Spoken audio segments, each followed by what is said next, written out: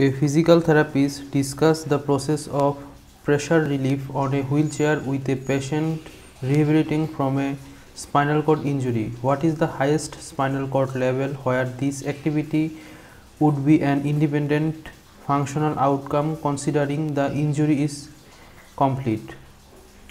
Option A C4, option B C6, option C C8, option D T1. The correct answer is B C6.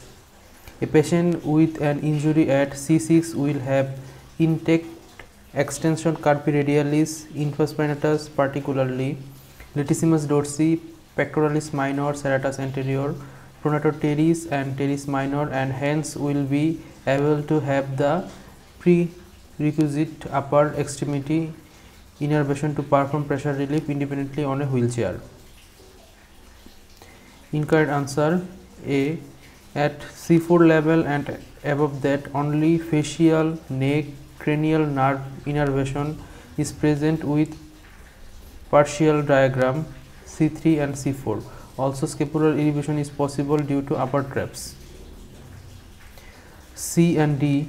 Although a patient with C8 and T1 will perform pressure relief independently, the question asks for highest level for functional independence. So the highest level for functional independence is C6. The option is B.